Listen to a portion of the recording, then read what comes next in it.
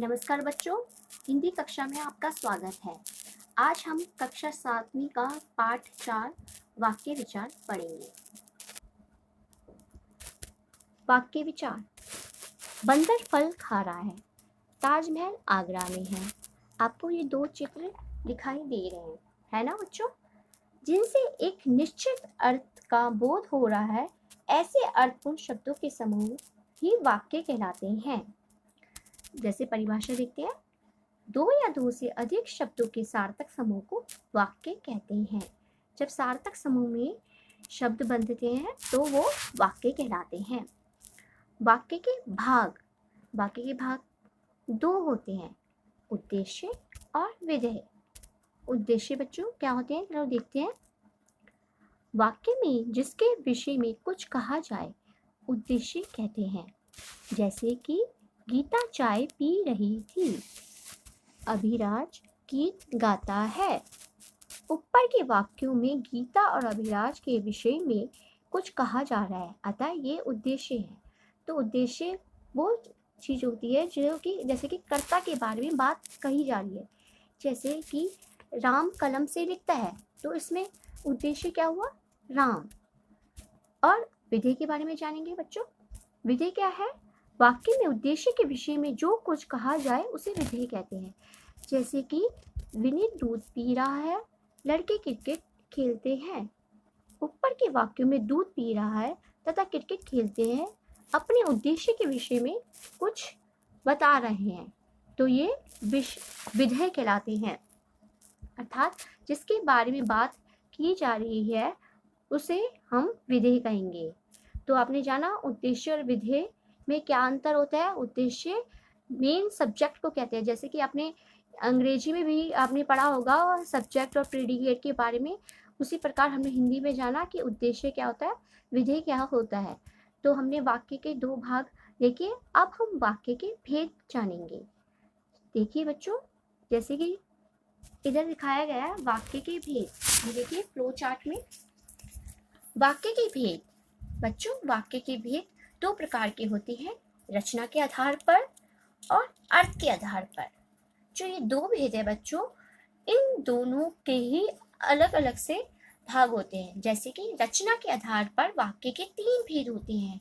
कौन से हैं, सरल वाक्य, संयुक्त वाक्य, मिश्रित वाक्य। तो रचना के आधार पर वाक्य के कितने भेद हुए, 3। अर्थ के आधार पर बच्चों वाक्य के 8 भेद होते हैं। कौन कौन से हैं, विधानवाचक वाक्य, निषेधवाचक वाक्य, आज्ञावाचक वाक्य, इच्छावाचक वाक्य, संकेतवाचक वाक्य, संदेहवाचक वाक्य, प्रश्नवाचक वाक्य, विस्मयवाचक वाक्य। तो अर्थ के आधार पर 8 भेद होते हैं और रचना के आधार पर बच्चों 3 भेद होते हैं। तो देखो, रचना के आधार पर हम देखेंगे कि कौन कौन से हैं। जो सरल वाक्य है, जिन वाक्यों में केवल एक ही उद्देश्य और एक ही विधि होता है, जैसे कि अभी हमने जाना था, वो सरल वाक्य है। जैसे लड़के नदी में नहा रहे हैं, बादल गरज रहे हैं। तो ये जो कि सिंपल सेंटेंस होंगे बच्चों, वो होंगे सरल वाक्य, जिसमें एक उद्देश्य भी होता है और विधेय। अब संयुक्त वाक्य के बारे में जानते हैं। जिन वाक्यों में दो या दो से अधिक सरल वाक्य समुच्चय बोधक के द्वारा आपस में जुड़े होते हैं उन्हें संयुक्त वाक्य कहते हैं। समुच्चय बोधक में कैसे बच्चों, जिसमें कि और किंतु लगा होता है। जैसे उदाहरण देखिए, राजीव गा रहा है और शीला नाच रही है। तो जो समुच्चय बोधक है और इसने जोड़ा तो ये क्या बना, संयुक्त वाक्य। बादल गरज रहे हैं किंतु वर्षा नहीं हो रही।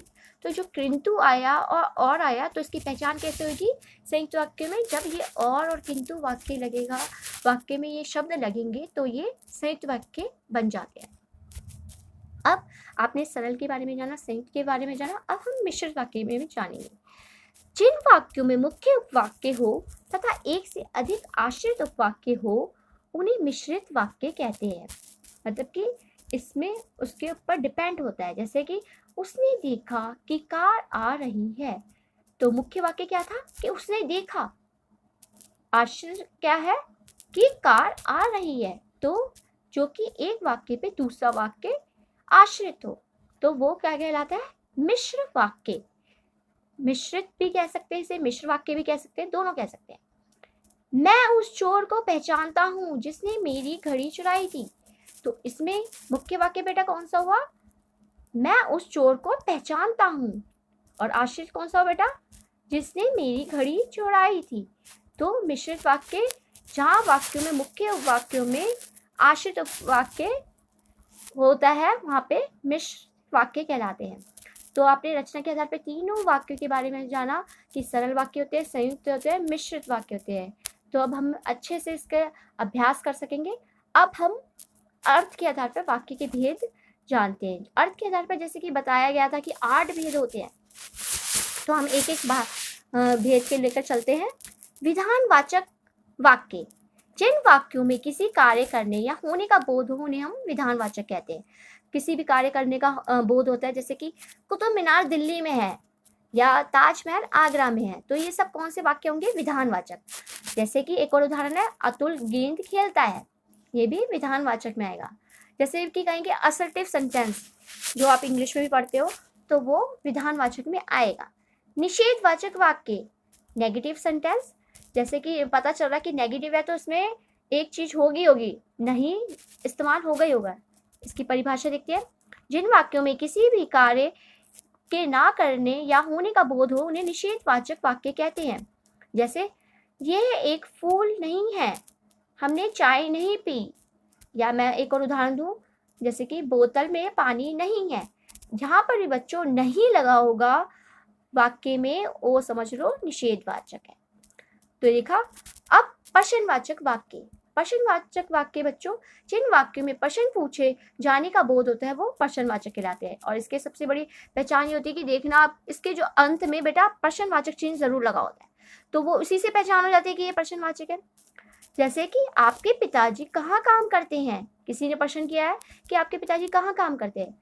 या दूसरा उदाहरण देखिए, वह क्या लिखती है, तो ये क्या हुए? प्रश्न पूछ रहे हैं, तो ऑब्वियसली प्रश्नवाचक वाक्य। संकेतवाचक वाक्य, जिन वाक्यों में एक कार्य दूसरे कार्य पर निर्भर हो उन्हें हम संकेतवाचक कहते हैं। जैसे यदि तुम मेहनत करोगे तो सफलता अवश्य मिलेगी। बिल्कुल इसमें संकेत दिया जा रहा है कि अगर आप मेहनत करेंगे तभी आपको सफलता मिलेगी, अन्यथा नहीं मिलेगी। बिना मेहनत के तो बच्चों सफलता हो ही नहीं सकती ना।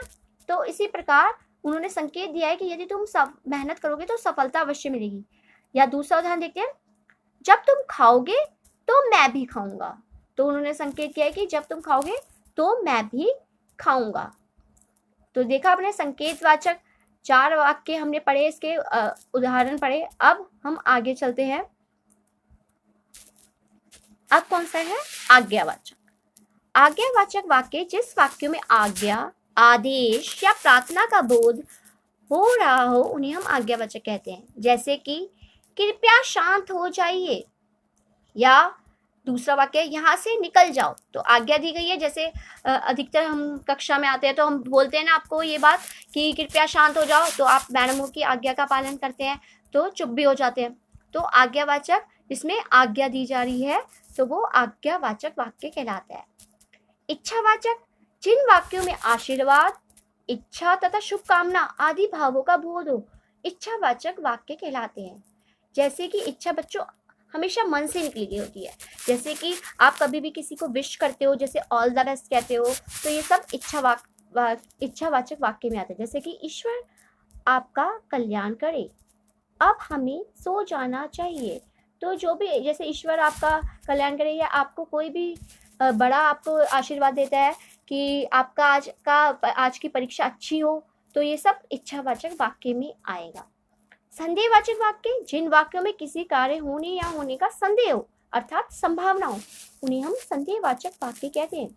जैसे कि शायद आज वर्षा बंद नहीं होगी, शायद वह भूखा हुआ, तो इसमें संदेह हो रहा है। या मतलब संदेह होता है, जैसे मैं बोलूँ कि शायद आज वर्षा हो जाए, तो मुझे संदेह है, पता नहीं है कि मुझे कि बारिश होगी कि नहीं होगी।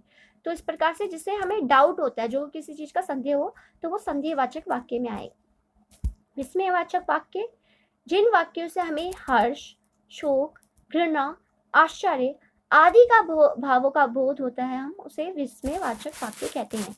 जैसे कि वाह कितना सुंदर भवन है। शाबाश, तुम जीत गए। इसकी एक पहचान है बच्चों कि इसमें विस्मयादिबोधक चिन्ह लगा होता है। जहाँ पे भी ये विस्मयादिबोधक चिन्ह लगा होगा तो आप पहचान जाओगे कि ये कौन सा वाक्य है बच्चों, विस्मयवाचक वाक्य। तो बच्चों आज हमने जाना कि शब्दों से किस प्रकार से वाक्य बने, वाक्य के दो भाग थे, उद्देश्य और विधेय, फिर वाक्य के भेद जाने रचना के आधार पर और अर्थ के आधार पर। तो आशा करती हूँ कि आपको ये अच्छे से समझ में आया होगा ये अध्याय। धन्यवाद।